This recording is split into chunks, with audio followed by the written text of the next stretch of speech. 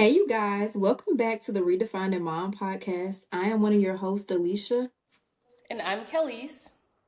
and today we have a very special guest for you guys. A lot of you know her because y'all are her bookie butts. So let's go ahead and introduce our girl, Diamond.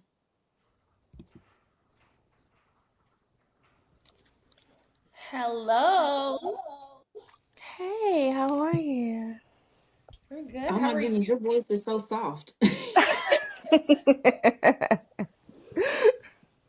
Compared to what we hear, your voice is super soft. Really?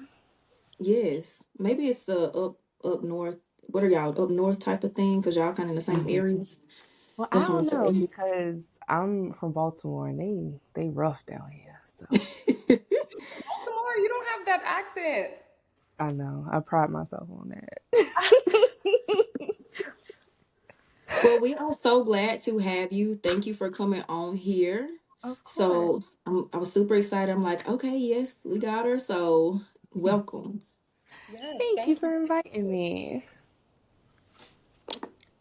All right. So we're going to just jump right into things. Let's get into the tea. Let's talk. Let's get Okay. into things. Are you ready? I think I am. All right. So starting off, like, just who are you besides the social media that we see? Who is Diamond? I mean, before being a mother, like, what was the whole 9 yards?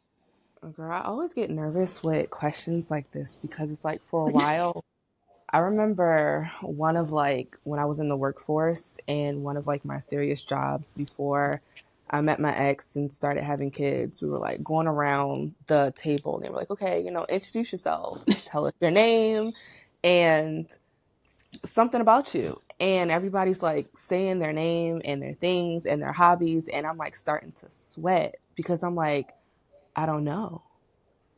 I don't know what to say. I don't do anything. I don't have any interests. I don't have any hobbies. And so when it got to me, I was like, well, hi, I'm Diamond. And I was like, honestly, I don't know what to say. And I felt like in that moment, um, it got to me. And that was like right before I had met my now ex. And I think there was a lot of things that got to that situation. But I think one of them was trying to fill the void of like, I don't know who I am or who I Mhm. should be. And it's like, okay, I was raised in the church. So it's like, I'm an adult. I should be finding a husband, finding some type of career. I should be having kids. And so that's what I did. But before pre-kid and pre-husband, Diamond was all over the place. Diamond was in the streets. Diamond was partying. Diamond didn't know left from right. Diamond used to be which we call now a gardener from the time I woke up to the time I went to sleep. Diamond would drink before going to work. Diamond was dealing with a lot of trauma. I was open about, my mom being in prison and my dad not being around. And then it was like I was dealing with all those things, was trying to figure out who I was. Because I think that was from like the age of 18 up until my mom just got home like 3 years ago. Right. Um, and so, yeah, Diamond didn't know who she was at all. But she was an outgoer. She was the life of the party. I've always been different, unique out there. One of the things I was really known for was like my sense of style and like my hair. So like people that knew me back then that see me now, they're like, girl, who is this person? Because I was walking around with like bright green hair, bright blue hair. I had rainbow hair, long nails, bright makeup. Like I was just very out there and very different in like my creativity. But Diamond didn't know who Diamond was at all. And that's just being honest. So you were just really going through the emotions, going through Yeah. really just trying to figure out like what do I want to do with life? Where am I Yeah. at? Like It, I it, it like was and I just can it was hard because it was like I think I also opened up on my platforms. Like my Mhm. grandparents raised me for a part of my life and they're white. My mom is mixed. And, I was with my black side of my family for a while. even though I was with my grandparents from the age of, I want to say, I think I was like 5 up until I was almost 12.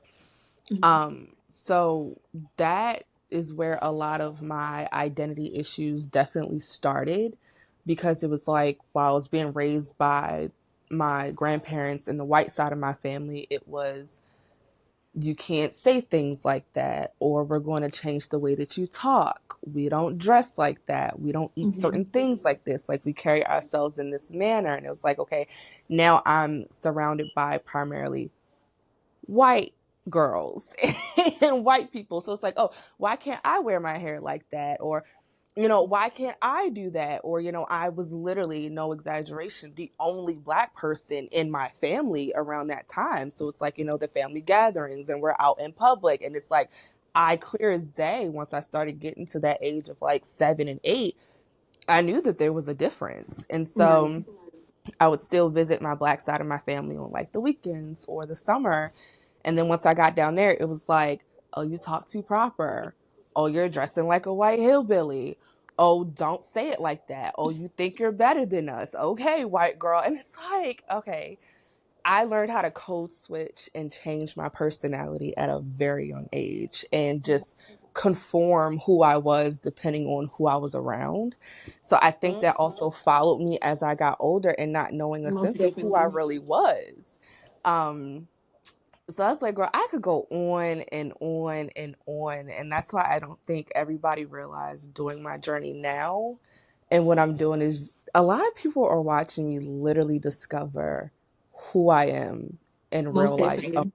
Yeah. everything that I've been through my whole life. So yeah. No. No, I watched your journey and I commend you tremendously. And just like watching from back, I remember the first video that came across my For You, I think was back in last year in Christmas. Mhm. It was back in Christmas time, and I remember you dancing with the Santa. Yes. And from then to you now is a totally new, like a whole new person. Like from Yeah. how you do your hair, your nails, the way you Yeah. dress.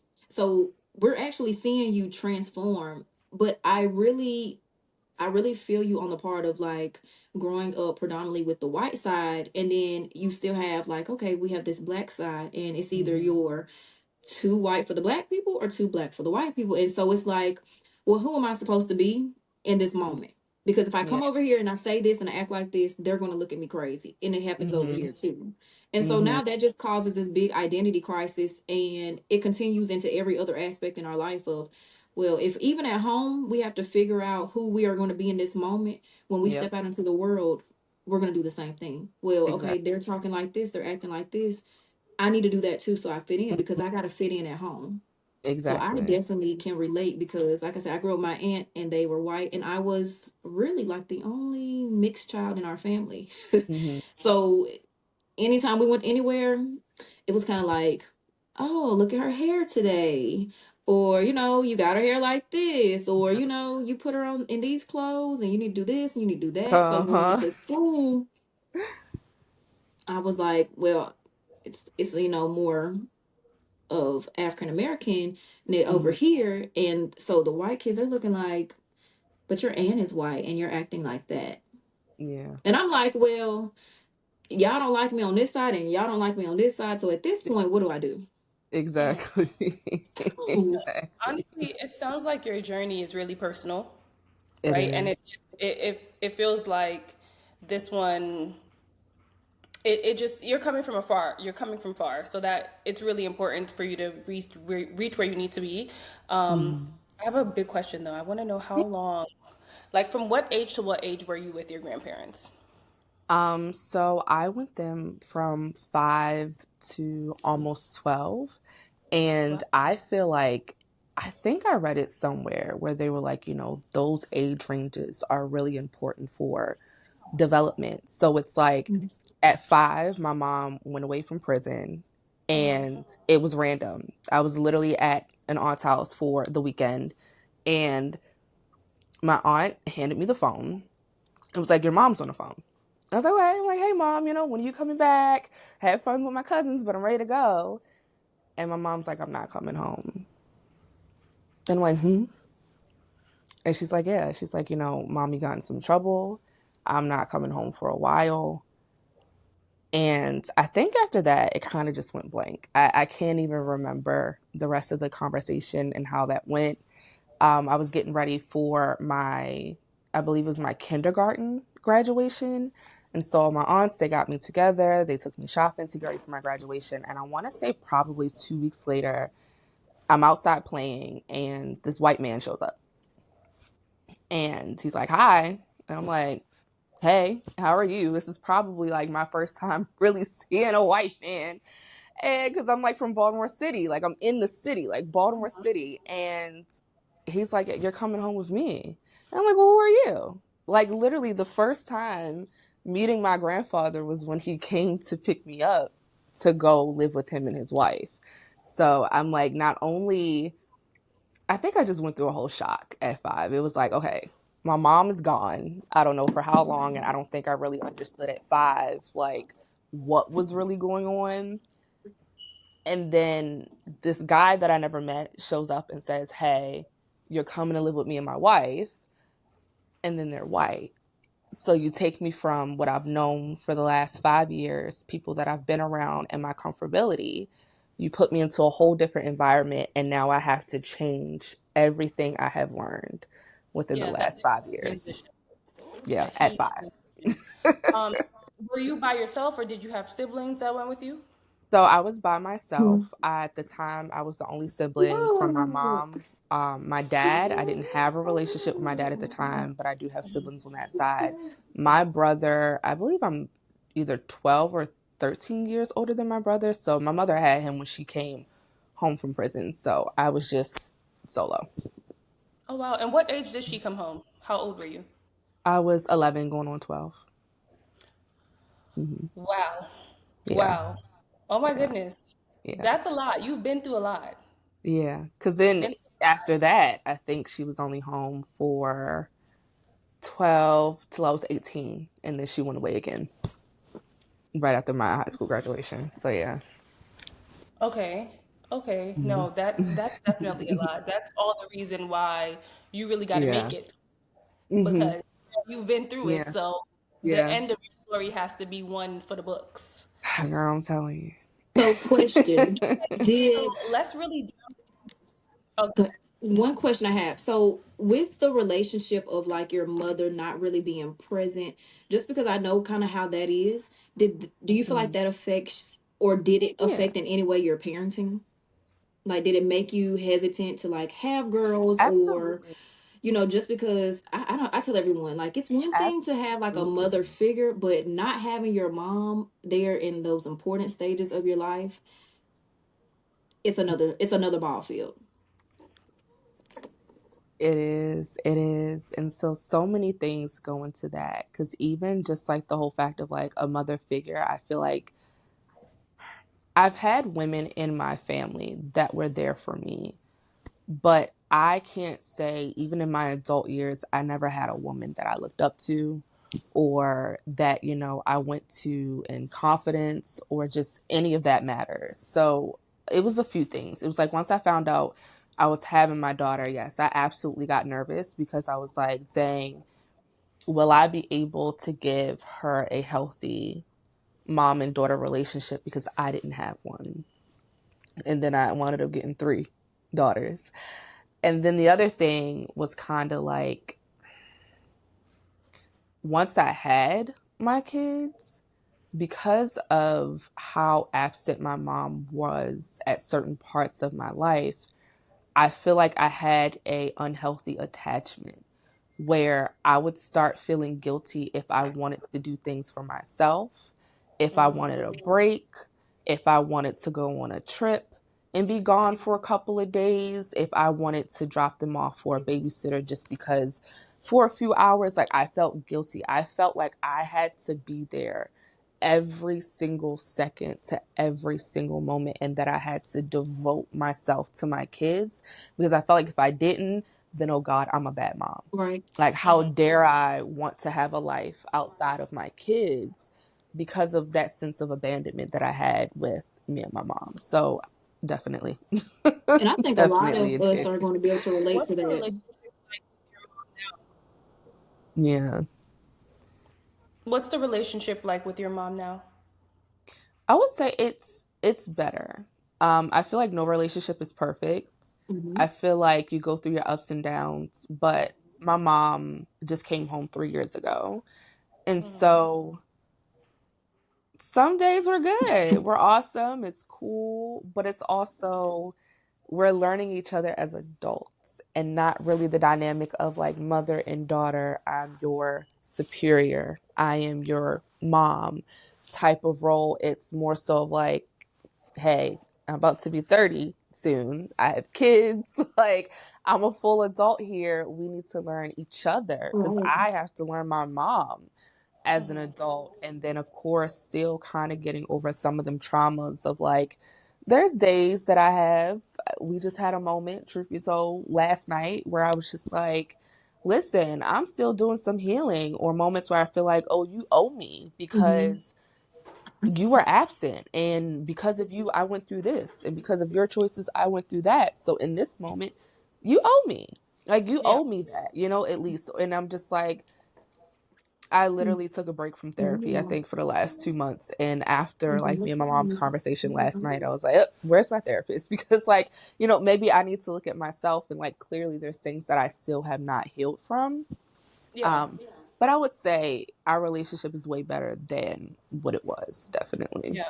And do you feel like she's able to like take accountability and really accept the things that she's done? Because I know oftentimes our parents have a Yeah. difficult time accepting, or if Yeah. they accept it, they just don't want to hear about it. Because I know my mom can Hmm. be like that sometimes where I'm like, okay, this happened and Yeah.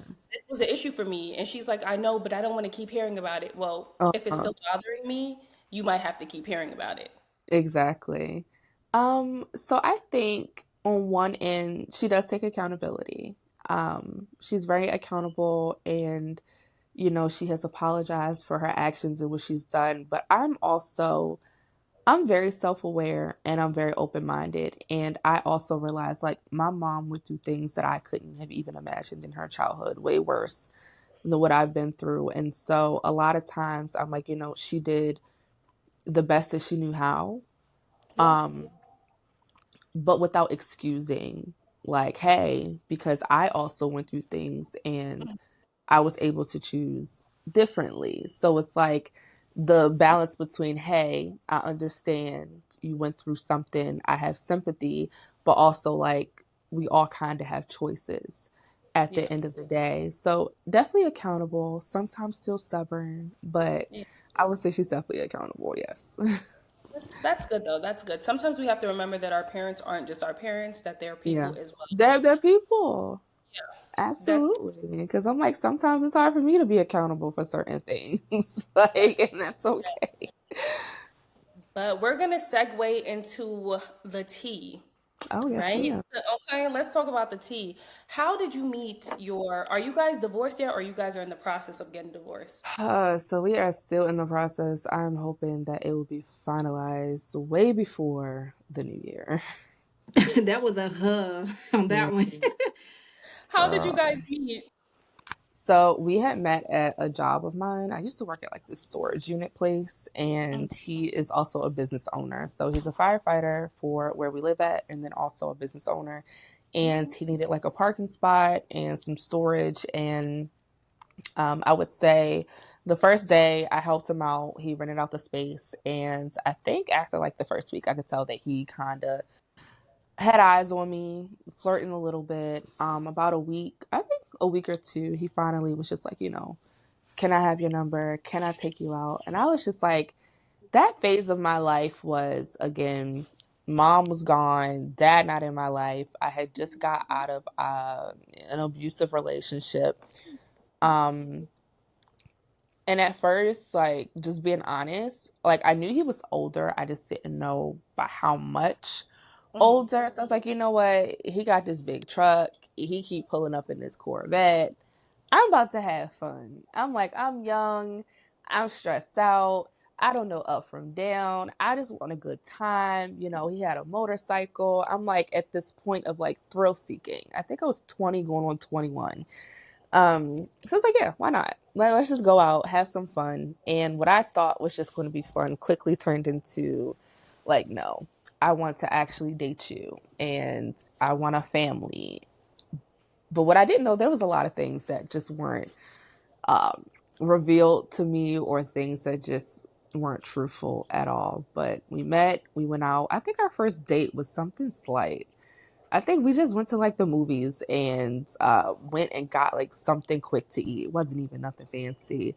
And ever since then, we were just kind of hooked. Wait, what's the age gap between you guys? 24 years. Okay. Okay. And does he Mhm. have other kids?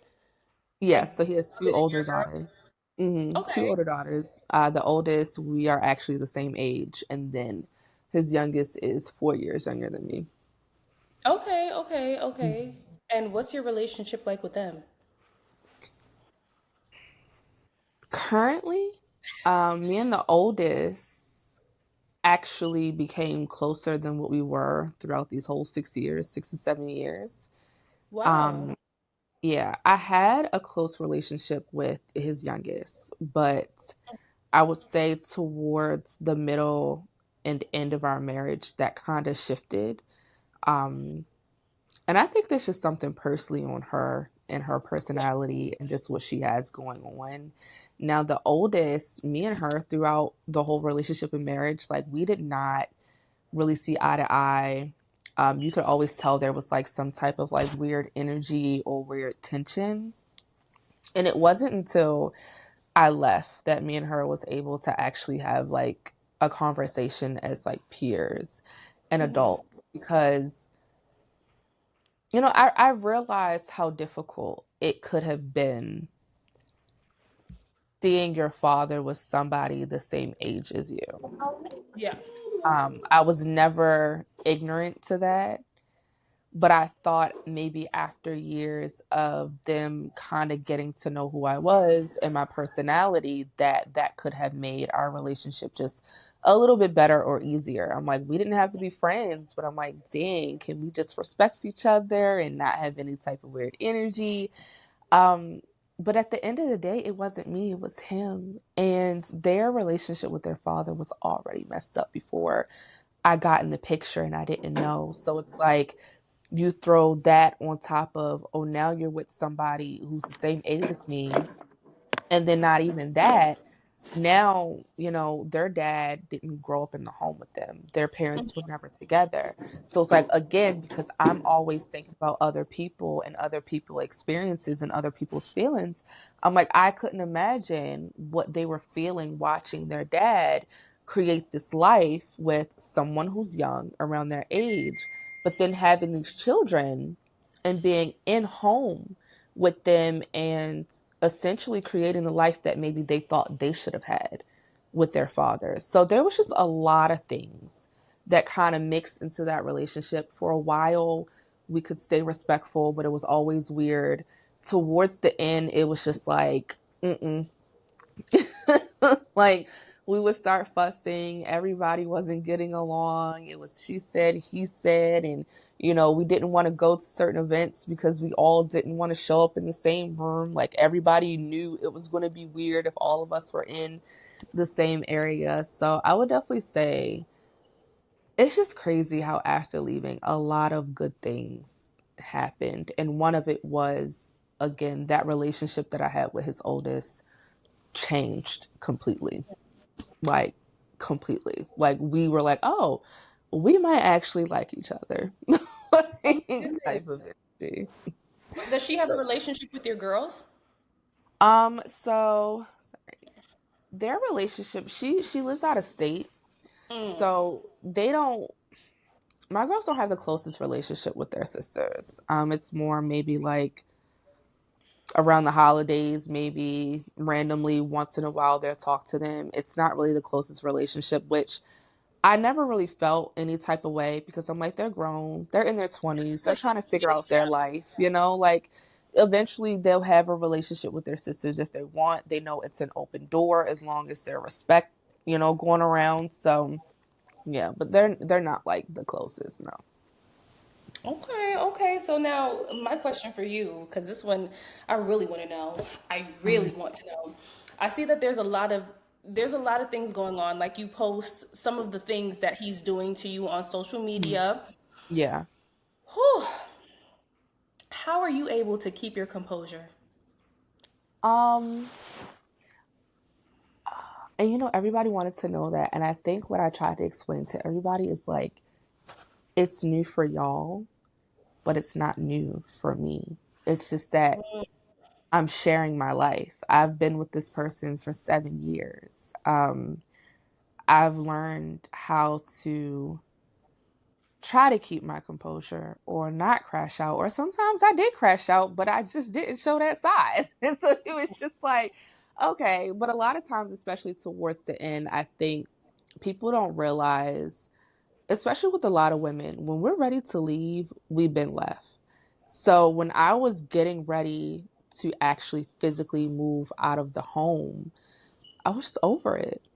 I went through the emotions. Like nobody's seen me cry. And I thought that people were going to pick up on it because there were little subliminals towards me about to announce our separation. There were things that I was talking about. My attitude did change a little bit, or I wasn't as consistent. Or like when you first saw me, and if you see me around Christmas time, I'm dancing, I'm singing, I'm doing all these things. And towards me getting closer and closer to my announcement of my separation, it was more being serious. It wasn't a lot of joking around as much. Um, but it was weeks where I didn't say anything. Like we were sleeping in different rooms. Like we were completely separated for weeks, but I still posted like we were together. And I guess it didn't make it as hard because my content never really focused solely on my relationship in the first place. It was just a title. And I tell people, because people, once you start making it a content world, everybody wants to know, how do you do it? How do you do it? And the things I tell people, I'm like, catch your audience in the first 3 seconds, clickbait, be relatable, have a teachable moment, and then be entertaining. My clickbait was, hey, I'm in a 24-year age gap marriage. All right, I got your attention. This is what I'm doing for my kids. This is what I'm doing today. I'm doing my hair. I'm doing my nails. Like you would go down my page and barely see any videos of us until I felt like I wanted a viral moment. And that's just being honest. And there was a moment where I did come and apologize to some of my audience because, again, back to that relatability, because I was open about my marriage, there were people who were like, oh, hey, I found my community. I'm in an age gap marriage as well. And I literally have messages from like my family and my friends where I'm like, y'all, I feel so guilty. And they're like, why? I'm like, because I'm making people think that it's something that it's not. I said, I'm putting on a happy front. I'm sitting here like, oh yeah, I'm in this age gap marriage, knowing daggone well I'm planning to leave. Like I was just hoping that this got my name out there and got me to what I needed and started my journey, that I prayed on it. And so, I'm like, we're sleeping in separate rooms and I'm still using the title. We're not even talking and I'm still using the title. So for a while, I felt guilty and I apologized to my audience because I knew in the beginning of my journey when I first started posting, I knew me and my husband wasn't going to be together because we Stop. literally had just went through something months before that where I left the home for weeks and we had just went through something serious. I think the month before I decided to post on TikTok.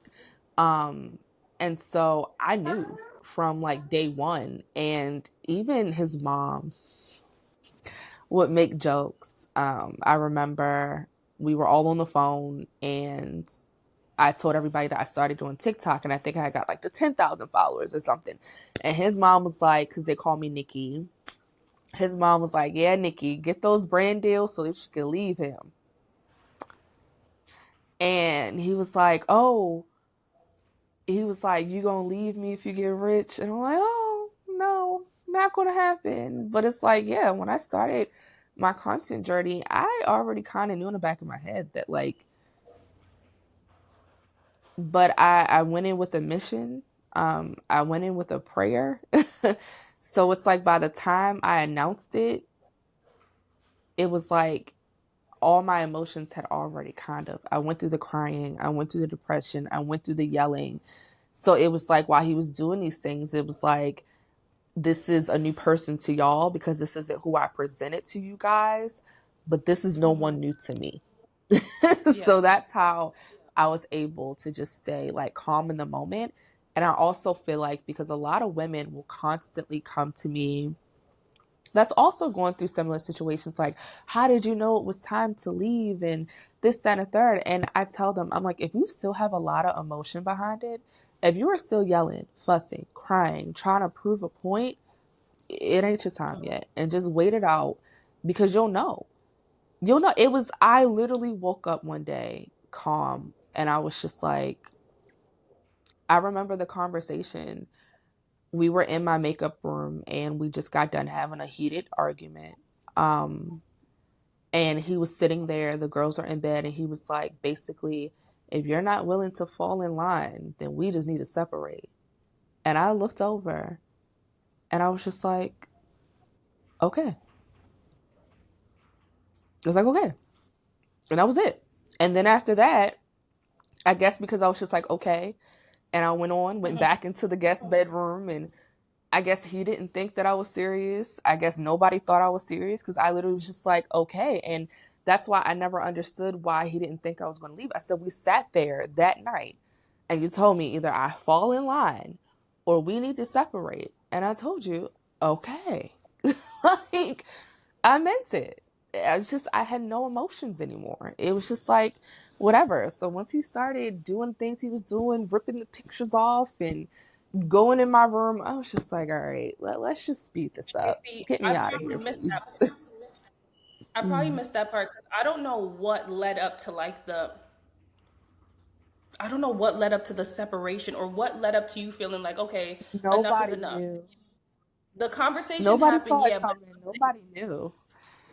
something had to have happened where you were like, okay, that's it. Where when the conversation finally did happen, it's like, okay, whatever. So was there Yeah, anything that went on, like an argument, something that made you feel definitely. like, Um, definitely. And so I was just telling my friend that I am, as I'm getting closer to my divorce, I'm starting to kind of close that chapter of my life. So when I told my friend that I was going to do this with you guys, he was like, "Are you sure you're ready for that?" And because I know people see me on social media, but like, I'm really shy. Like, I'm really shy. Stuff like this makes me nervous, and there were certain things that I would avoid or just not talk about, period, through my separation.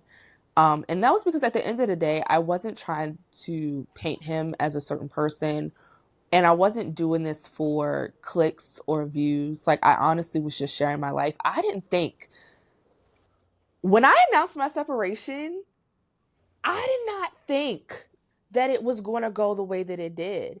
I did not think that people cared that much. I'm like, I think I had just hit maybe 100,000 followers. I had just hit 100,000. I'm like, my videos are going from like 12,000 views, 20,000 views. Hey, whatever. I announced my separation. That video went to like 4 million views. mm, And for 2 to 3 weeks straight, I was like, what the is going on? I wouldn't even get on TikTok because it was Diamond Niicole, Diamond Niicole, Diamond Niicole, her husband, Diamond Niicole. Stuff from when I was 6 was popping up Look, I was on seeing them my For You page. investigating. yeah, They were It, doing it, yeah. it was like they were pulling up things from my private social medias. Like, it was wild. I was like, what the hell? Like, I never even imagined it. And so, because I saw how bad that got, to the point that they got his phone number, they were calling him, they were texting him, they were calling up his job, like, they were getting our address, they were trying to put my address on live. I stopped doing live on TikTok because they were saying, I never, in the beginning of my journey, I never said his name. I never Mhm. told anybody what his name was for certain reasons. They started putting his government name on my lives and our address, and it was just too much. So I That's never really disclosed everything that happened that led to that point.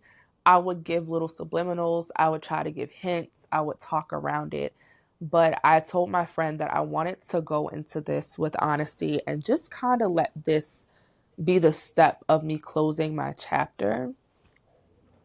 So, the things that led to our separation was definitely, honestly, first and foremost, we never even belonged together. And I think me at 26, 27, and after having my girls, I think slowly but surely I started to realize that. Because for years, there were certain things that were said or done where I was like, do you even like me? You know, I'm like, did you like me or did you like who you thought you were going to be able to make me? And then also, it's like, if you are this great of a man, because he puts himself in this high earning caliber of a man, why didn't women around your age want to be with you? Why didn't you want to be with somebody around your age that is not better, but maybe had a career, that honestly knew her sense of self? Because here I am, I'm 20, I'm 21. I don't know who I am. I don't know up from down who I am, what I like, what I don't like. Why wouldn't you want to be with a woman who's more confident in just who she is as a woman, that has experienced life, that could relate to you a little bit more? And there were things where our commonalities didn't align, like we didn't have the same interests. We sat in the house a lot because, like, his definition of a fun date night was going to eat and go to a movie. And I'm like, okay, after year 1, 2, 3, 4, 5, Huns, like, can we go out of town? Can we go to a museum? Can we go listen to jazz music live? Like, I can compromise. You like jazz music? Let's go watch a live jazz band and let's just do other things. And his thing was like, that'll come later. That'll come later, or just whatever it is. So it would start off like the little things in that area, all the way up into the point of, like, I think after the years, I quickly realized that unfortunately my ex just didn't like women. He, and I don't even want to say it's like a generational thing or just what it is, but he do not respect women, and he has a lot of traditional thinking of, like, Mhm. what a woman is supposed to do as far as the home or the role that she plays in the marriage. And I'm supposed to keep quiet about certain things. I can't talk too loud. Oh, don't cuss too much because that's not ladylike. You know, loud black women are annoying. You can't act Right. like that. It was just like things in that area, but also like being so hypocritical as a man. Like, oh, I'm not supposed to act like this as a woman, but as a man, you're allowed to do certain things. Or, okay, now you want to hound the Bible over my head, but yet you want to talk You're not about how I'm leading supposed you. to act as a Christian woman, but you're sitting here texting your ex about how you would like to meet up with her again. You're telling me how I'm supposed to present myself as a woman and a Christian woman, but yet you're having inappropriate sexual conversations with other people throughout our marriage. Like, how does that work? Oh, his one of his favorite scriptures was about a quarrelsome wife, but I'm just like, but you're allowed to yell at me and say the most disrespectful things to me when you're upset. That doesn't make sense. And so it will lead from that to that, all the way up to the one thing that I was avoiding through this whole process would become physical abuse.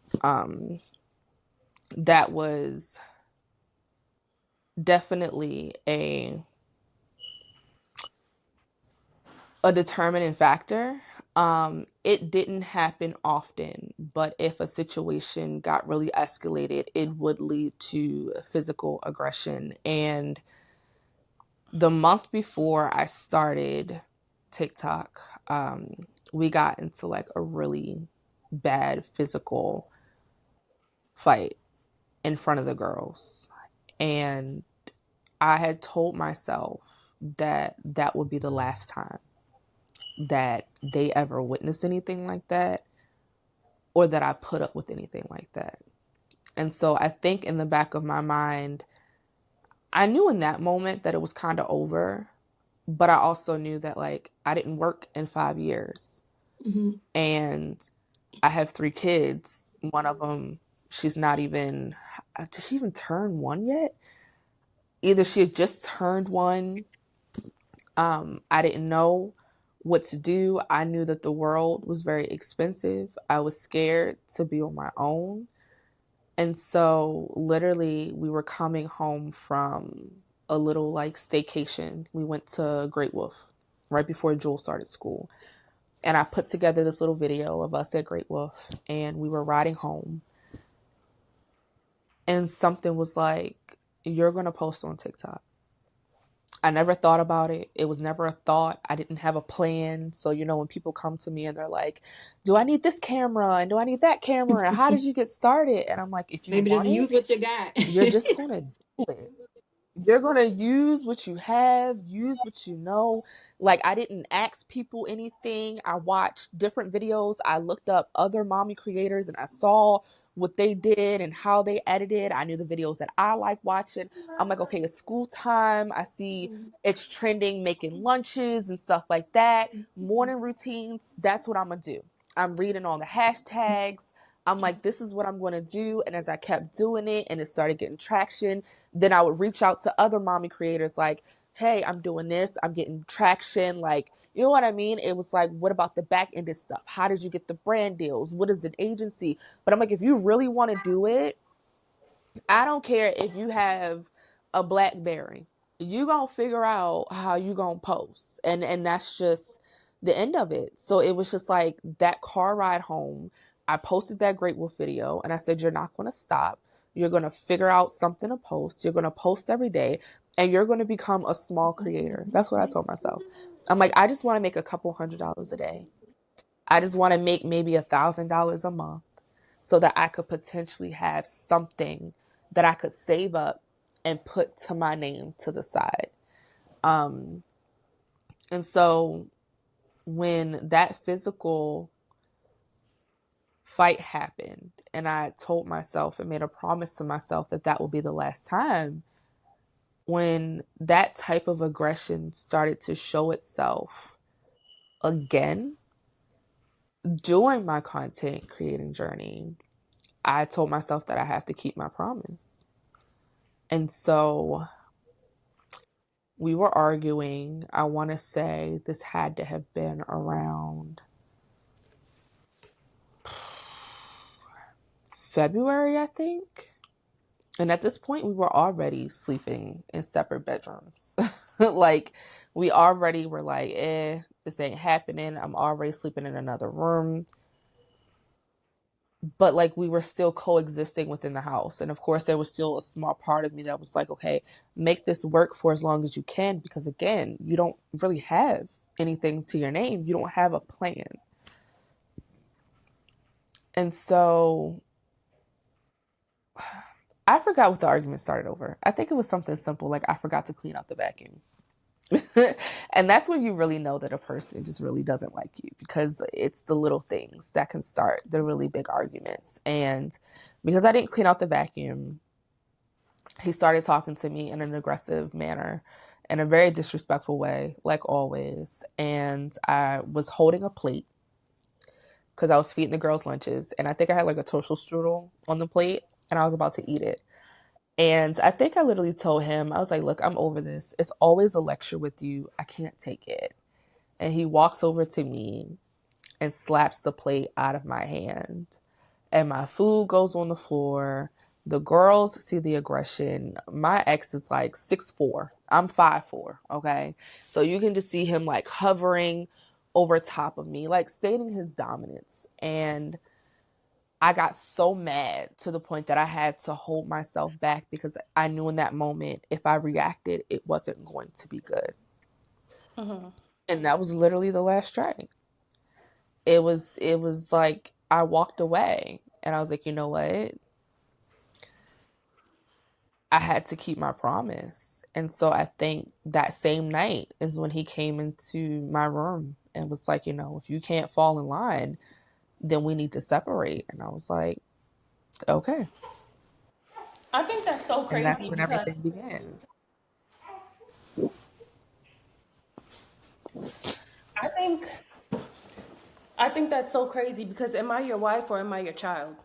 And if you wanted another kid, why didn't you just say that? But to try to treat me like one, that's wild to me. And I've always said that he never looked at me as an equal, as a peer. There were certain things I wasn't allowed to talk about. I couldn't question our finances because that was another big thing in our marriage. Like, I couldn't talk about money. I couldn't suggest anything when it came to money. I was just supposed to mind my business and stay in my place. So that dynamic was very much, again, am I your wife or am I your child? And at this point, because of the way you're treating me, I'm starting to feel disgusted because if you don't look at me as a woman, as a grown up, as your peer, how are you even attracted to me? Yeah. So, It's yeah. it's it sounds like he has a lot of like self issues. It has Oh, nothing to do with you. It is absolutely. all him. But it's also the fact that he Absolutely. cannot find someone around his own age to be able to like deal with like that. Mm-hmm. Because a lot of women wouldn't. No, and he A also lot I of don't women think he wouldn't. thought that you were strong enough to do everything that Yeah, you said that. no, he didn't because he didn't really get to know me. And Mm, so anybody could have told him for a while, you did have me in a place. But like, if you really gotten to know who I was and what I went through in life, then you know that mm-mm. And especially once I make up my mind about something, if I say I'm gonna do it, if I say if I want it, it's done. And my thing is, I will allow myself to be unhappy if I think that it's for a better reason, but not for too long. And for a while after having my kids, I did blame myself a little bit because I was like, girl, you knew after child one, you should have left. But it was just that part of my life of not healing my own self and dealing with my own trauma. So it was like, I just had a baby. I didn't mm-hmm, want to be another Black single mom. Where I grew up from, where I was coming from, I didn't want to be like my mother. I wanted the family. I wanted the kids. I wanted the husband. That's really what I wanted. So for a while, I tried to make what I had work because I just didn't want to essentially be alone again. I honestly felt like because after I had kids, I wasn't going to ever be able to find a chance of being loved by anybody and truly loved by a person because of the trauma that I went through with my mom and certain things that I went through in my childhood with my mother's significant others. I didn't think that I would be able to trust another man around my daughters. I didn't think that I was going to be able to be successful in a career. I honestly didn't think that. So it was, girl, it was a lot that definitely tied into it. But when I knew it was time to go, I was like, okay, we got to figure this out and we got to figure it out now. yeah. No, honestly, I feel like everything happens for a reason. So you were in that situation for a reason. Obviously, you have Yeah. your girls. Um, but I'm still sorry that you went through all of that and that you had to even Yeah. experience that. But in the same Here's a sense, lollipop. it made you who you are today. Here, get the Oh, So you lollipop and had go to sit go through absolutely. down. that path. Oh my God. Absolutely. So you've passed that stage. What happened to Mhm. my? Okay. You passed that stage and now you are living on your own with your girls. Yeah. So technically, I am with my mom. So when I decided it was time to physically leave, I asked my mother if she would move in with us. So we essentially got a place together. Okay, well that works. That works. What is your co-parenting dynamic like now? uh Not that well. At first, we were doing really good with switching off like every other weekend. Like, I've been a stay-at-home mom for years, and I wasn't really worried about like the whole week thing because I knew that I have a routine, I have a schedule. I want to make sure the girls are good, getting to school, that they. So my thing was like, okay, let's just do every other weekend because I don't Yeah. need every weekend. Like some weekends, I might actually, want to do things with my kids other than them being in school during the week. Um, and that was okay for about a month and a half.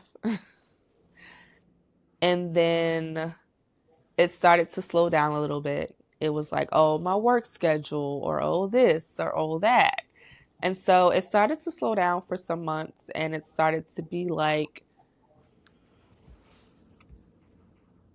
he would get them, especially because it was during the summer, randomly. Yeah. But especially after I started being honest about me dating, Mm. Mm. it then turned into more like 1 week in a month. And I would still have to at least fight for that one weekend every single month. We did not agree on certain things. Like our oldest Jewel, I had her in swimming classes on Saturdays, and he told me flat out that what they do at his house is what they do at his house. What they do at my house is what they do at my house.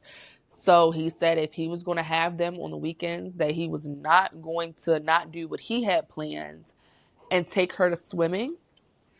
So I had to switch her swimming classes to a weekday to make sure she could go to every single swim class. Um, there was I still a lot of verbal abuse, being nasty, talking up, talking to me in certain ways. Um, but it was never really about the kids.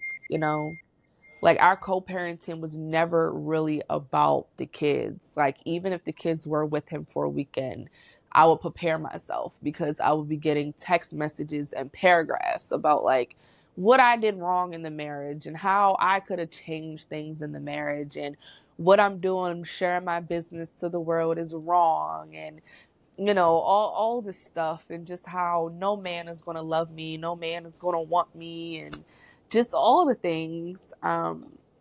So like it just I to the point I had to block his number. We like communicate through like email now once in a while. Um like I said, he only gets them maybe like 2 to 4 days out of the month. So So you had to. I'm so stuck on switching swimming because he would not take her to swimming. yeah. His pride and his ego and just it's like he'll do anything to try to make my life just a little bit difficult to say like, oh, see, you need me, or like your life would be better if you didn't leave me. But it's just like, man, sorry, I had to change the word I was about to say. I was like, man, like you're the one that's doing these things. Like if you would just leave me alone, actually I'm okay. I'm fine. Yeah. But yeah, I had to change her swimming classes from Saturdays to a weekday because he said if they're there on the weekend and he's not taking her. So I'm That like, is and you're That's doing so that bitter. thinking that you're hurting me. But in all actually, I'm like, if your daughter enjoys doing something and she's really good at it, why wouldn't you take the time to also pour into that as well? Like, this isn't about me, it's about our child.